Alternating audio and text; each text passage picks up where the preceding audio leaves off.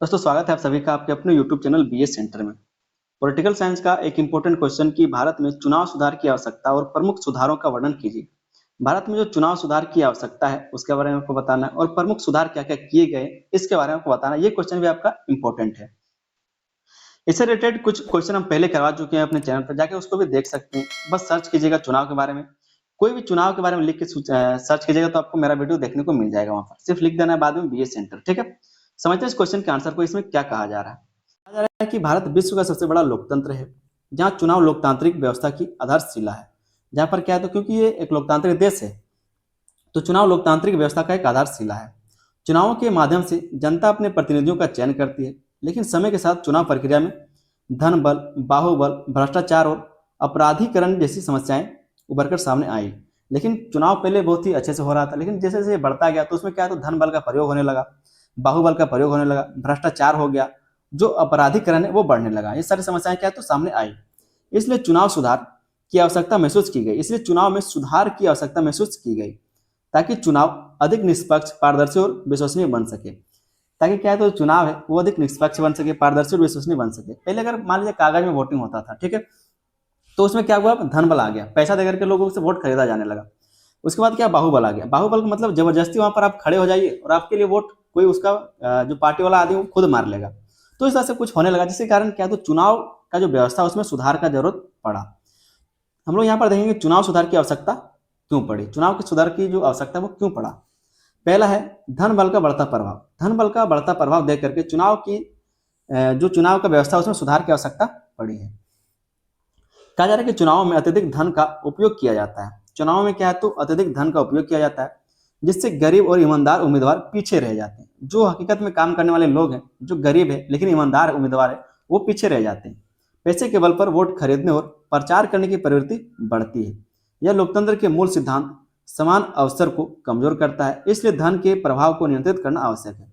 इसलिए सरकार ने क्या है, तो जो आपका खर्च करने का कह सकते हैं लिमिट है, वो लिमिट तय कर दिया है कि आप इससे ज्यादा खर्च नहीं कर सकते चुनाव के प्रचार में। तो धन बल का बढ़ता प्रभाव देकर क्या है, तो इसमें सुधार कुछ किया गया, आवश्यकता पड़ा। अगला जो इसमें आवश्यकता है वो है राजनीति का अपराधीकरण। राजनीति का अपराधीकरण, कई ऐसे उम्मीदवार चुनाव लड़ते हैं जिन पर आपराधिक मामले चल रहे होते हैं, जिन पर क्या है, तो आपराधिक मामले चल रहे होते हैं। ऐसे लोग सत्ता में आकर कानून का दुरुपयोग कर सकते हैं। इससे लोकतंत्र की गुणवत्ता और विश्वसनीयता प्रभावित होती है। इसे रोकने के लिए सख्त सुधार जरूरी है। इसको रोकने के लिए क्या है, तो सख्त सुधार जरूरी है। ये आधा आधा बात सही है, क्योंकि इसमें कहा जा रहा है कि कई जो उम्मीदवार ऐसे होते हैं जिनके ऊपर केस होता है। तो जब कोई भी व्यक्ति अगर अच्छे काम के लिए लड़ना शुरू करेगा तो बहुत सारे ऐसे लोग होते हैं उनको जो वो पसंद नहीं आता, तो उनके खिलाफ कोई ना कोई केस डाल देते हैं। तो केस पहले से है या फिर जब वो लड़ना शुरू किया उसके बाद से, ये चीज देखने वाला बात होता है। लेकिन इन सब चीजों के कारण ही जो चुनाव व्यवस्था उसमें सुधार की आवश्यकता पड़ी। अगला जो इसमें आवश्यकता देखेंगे वो है मतदाता उदासीनता। मतदाता उदासीनता, कहा जा रहा है कि कई लोग मतदान में भाग नहीं लेते। कई लोग क्या है, तो मतदान में भाग नहीं लेते। खासकर शहरी क्षेत्रों में मतदान प्रतिशत कम रहता है। जो मतदान प्रतिशत है वो कम रहता है। इसके कारण सही प्रतिनिधि का चयन प्रभावित होता है। इसके कारण क्या है, तो लोगों को ऐसा लगता है कि जो हम प्रतिनिधि चाहते हैं वैसा है ही नहीं, तो हम वोट क्यों दें। तो इस तरह से कहा जा सकता है। लोकतंत्र में जनता की भागीदारी जरूरी है, इसलिए मतदाताओं को जागरूक करना आवश्यक है। इसके कारण भी क्या है, तो इन सब चीजों में सुधार किया जा रहा है। अगला जो पॉइंट है वो है चुनावी भ्रष्टाचार और अनियमितताएं। चुनाव के दौरान गलत तरीकों का उपयोग, जैसे कि फर्जी मतदान, धमकी और रिश्वत आदि देखे जाते हैं। ये सब देखा जाता है, आप अपने गांव में भी चुनाव में देखते होंगे। यह चुनाव की निष्पक्षता को प्रभावित करता है। लोकतंत्र की विश्वसनीयता बनाए रखने के लिए इन पर नियंत्रण जरूरी है। इसके कारण भी क्या है, तो जो आपका चुनाव व्यवस्था उसमें सुधार का आवश्यकता पड़ा है। अगला जो हम लोग कारण देखेंगे वो है पारदर्शिता की कमी। पारदर्शिता की कमी, राजनीतिक दलों की फंडिंग और खर्च में पारदर्शिता की कमी होती है। जो राजनीतिक दल होते हैं उसमें फंडिंग देखा जाता है, और जो खर्च है उसमें पारदर्शिता की कमी होती है कि आपने फंडिंग कहाँ से लाया है, खर्च कहाँ से किया। लोग जो कहते हैं, कहा जाता है कि जो प्रतिनिधि होता है या फिर जो कैंडिडेट होता है वो कहता है कि हमको क्या जनता ने पैसा दिया है। लेकिन ऐसा होता है क्या, क्या करोड़ करोड़ रुपए आप खर्च करते हैं, सारा पैसा आपको जनता ही देता है? ऐसा नहीं होता है। उसको कोई ना कोई फंडिंग करने वाला होता है, चाहे वो 2 नंबर धंधा वाला हो या फिर कोई व्यापारी हो, जो भी हो। तो इसके लिए कोई पारदर्शिता नहीं है, जिसके कारण इसमें कुछ सुधार करने का जरूरत पड़ा। मतदाताओं को यह पता नहीं होता कि पार्टियों को पैसा कहाँ से मिल रहा है। जो पैसा मतलब कि वोटिंग करने वाले लोग हैं, जो मतदाता है, उनको पता ही नहीं चलता कि जो प्रतिनिधि खर्चा कर रहा है वो कहाँ से कर रहा है, जो कैंडिडेट खर्चा कर रहा है वो कहाँ से कर रहा है। यह भ्रष्टाचार को बढ़ावा देता है, इसलिए पारदर्शिता बढ़ाने की आवश्यकता है।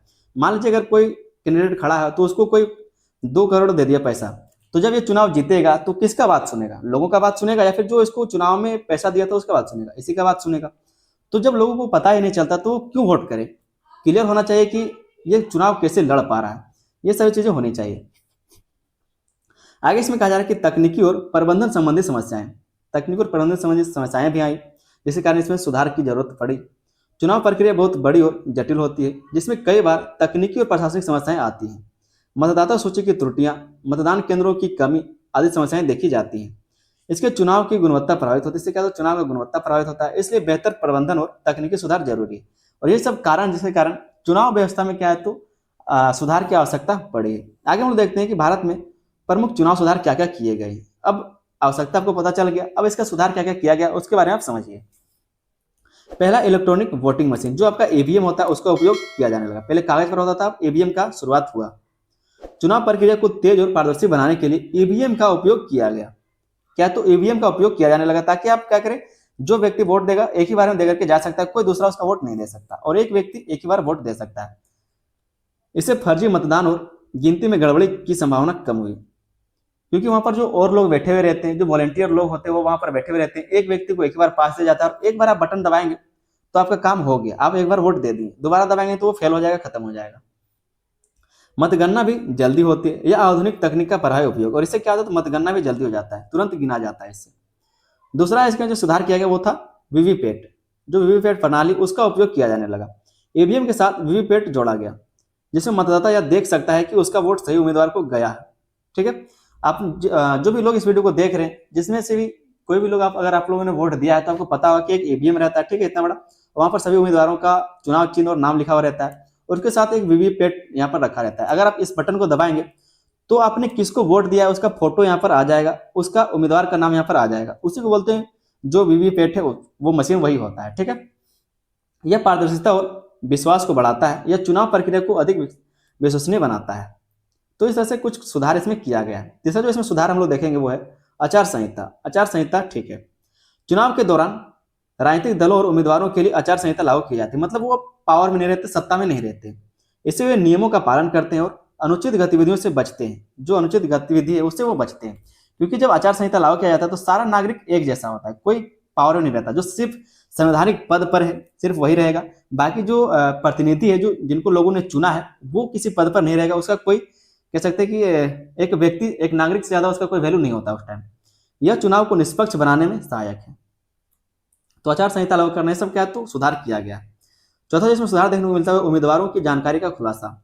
अब उम्मीदवारों को अपनी शैक्षणिक योग्यता, संपत्ति और आपराधिक मामलों की जानकारी देना अनिवार्य। ऐसा कर दिया गया है कि आपके खिलाफ कौन कौन से केस चल रहे हैं, कितना गंभीर आरोप है, कितना गंभीर केस चल रहा है, कौन कौन से केस है, सब कुछ के बारे में जानकारी देना पड़ता है। इससे मतदाता सही निर्णय ले सकता है। यह पारदर्शिता को बढ़ाता है और भ्रष्टाचार को कम करता है। हालांकि ये चीज लोग ऐसा नहीं कि पेपर में छपा छपा के आपको देगा, सो आप पूछेंगे या फिर निकालना चाहेंगे जानकारी तभी निकाल सकते हैं। आपके यहाँ पर जो चुनाव होता होगा आप देखते होंगे कि ऐसा थोड़ी कि जो प्रतिनिधि खड़ा हो वो आपको बताएगा चिल्ला चिल्ला के कि हम ऐसा ऐसा केस किए, कोई नहीं बताता है, लेकिन आप जानकारी ले सकते हैं। आगे जो इसमें सुधार देखेंगे वो है नोटा का। नॉन ऑफ द एबव का यहाँ पर क्या है तो ऑप्शन होता है ईवीएम। आप देखे होंगे वोट देने के लिए गए होंगे तब मतदाताओं को यह विकल्प दिया जाता है कि वे किसी भी उम्मीदवार को पसंद ना होने पर नोटा का चयन कर सकते हैं। यह मतदाताओं को अधिक स्वतंत्रता देता है। यह राजनीतिक दलों को बेहतर उम्मीदवार देने के लिए प्रेरित करता है। लेकिन ऐसा कोई बात नहीं है, आप नोटा में दीजिएगा तभी किसी को कोई मतलब नहीं होता है। अगर मान लीजिए गांव में 150 वोट है तो 150 में अगर आप 10 गो नोटा देते तो कौन आपसे पूछने आएगा, कोई नहीं आता है, ना ही कोई यहाँ पर उम्मीदवार को अच्छा करने के लिए आता है, कोई मतलब नहीं होता। छठा यहाँ पर पॉइंट लिखा जो सुधार है वो चुनाव खर्च की सीमा। चुनाव के खर्च का एक सीमा तय कर दिया गया, आप इससे ज्यादा खर्च नहीं कर सकते। उम्मीदवारों के चुनाव खर्च पर सीमा निर्धारित की गई है। इससे धन बल के प्रभाव को नियंत्रित करने का प्रयास किया गया है। हालांकि इसके प्रभावी क्रियान्वयन की आवश्यकता है। कहा जा रहा है कि मान लीजिए कि 2 करोड़ खर्च कर सकते हैं आप चुनाव के लिए, तो क्या वो लिखित दे देगा क्या कि 2 करोड़ ही खर्चा किए, घर घर वो 10,000 रुपये पहुंचा देगा तो कौन देख लेगा, कोई नहीं। 200 की जगह पर वो 2,000 करोड़ खर्च कर लेता है। ये सब सिर्फ कह सकते हैं सुधार सिर्फ कागज पर अच्छा लगता है, हकीकत में सब कुछ है नहीं। सातवां जो पॉइंट है जो सुधार है वो चुनाव आयोग की सशक्त भूमिका। चुनाव आयोग की सशक्त भूमिका। भारत का चुनाव आयोग स्वतंत्र और शक्तिशाली संस्था है जो चुनावों का संचालन करता है। यह निष्पक्ष चुनाव सुनिश्चित करने के लिए कई कदम उठाता है। जो चुनाव आयोग है ये क्या है तो एक सशक्त भूमिका यहाँ पर निभाता है। इसकी सशक्त भूमिका लोकतंत्र की मजबूती का आधार है। आगे जो हम लोग यहाँ पर देखते हैं वो है मतदाता जागरूकता अभियान। मतदाता जागरूकता अभियान चलाए जाते हैं। मतदान के महत्व को समझाने के लिए विभिन्न जागरूकता अभियान चलाए जाते हैं। इससे लोगों की भागीदारी बढ़ती है या लोकतंत्र को अधिक मजबूत बनाता है। तो ये सब क्या है, कुछ उपाय है जो किया गया है आपके चुनाव के लिए, ठीक है, चुनाव व्यवस्था के लिए। अगर जैसे उपाय है वो है आपराधिक पृष्ठभूमि वाले उम्मीदवारों पर नियंत्रण के प्रयास। जो आपराधिक पृष्ठभूमि वाले उम्मीदवार हैं उस पर नियंत्रण के प्रयास किए गए। ऐसे उम्मीदवारों के खिलाफ सख्त नियम बनाए जा रहे हैं। हालांकि अभी भी सुधार की आवश्यकता है। यह राजनीति को स्वच्छ बनाने की दिशा में महत्वपूर्ण कदम है। जो गंभीर आरोप जिसके ऊपर लगाए गए, रेप के, मर्डर के बहुत सारे, तो उनको क्या है तो ऐसा सुधार किया गया, उनको चुनाव में मतलब सीट नहीं दिया जाएगा या फिर कह सकते हैं कि टिकट नहीं दिया जाएगा। लेकिन ऐसा कुछ है नहीं, सबको मिलता है। एक छोटा सा हम लोग निष्कर्ष लिखेंगे। चुनाव सुधार भारतीय लोकतंत्र को मजबूत और प्रभावी बनाने के लिए अत्यंत आवश्यक है। क्या कहा जा रहा है कि चुनाव सुधार भारतीय लोकतंत्र को मजबूत बनाने के लिए, प्रभावी बनाने का एक अत्यंत आवश्यक है। हालांकि कई सुधार किए गए हैं, फिर भी कुछ समस्याएं अभी भी बनी हुई। सुधार किया गया लेकिन कई सारी समस्याएं जो अभी भी बना हुआ। तो उम्मीद करता हूं दोस्तों क्वेश्चन का आंसर आपको समझ में आ गया होगा। चैनल पर नहीं हो तो आप लोग चैनल को सब्सक्राइब जरूर से जरूर कर लीजिएगा। वीडियो पसंद आया तो वीडियो पर लाइक कर दे, अपने दोस्तों में इसको शेयर भी कर देना। हम आप लोग के लिए प्लेलिस्ट बना दिए, लिंक आपको इसी वीडियो के डिस्क्रिप्शन में देखने को मिल जाएगा, तो एक बार चेक कर लीजिएगा। सारा क्वेश्चन का आंसर आपको उसी प्लेलिस्ट में मिल जाएगा, तो आपको कहीं जाने का जरूरत नहीं है। चैनल को सब्सक्राइब कीजिए और चैनल के साथ जुड़े रहिए। मिलते हैं हम लोग अगले वीडियो में, तब तक के लिए धन्यवाद। जय हिंद।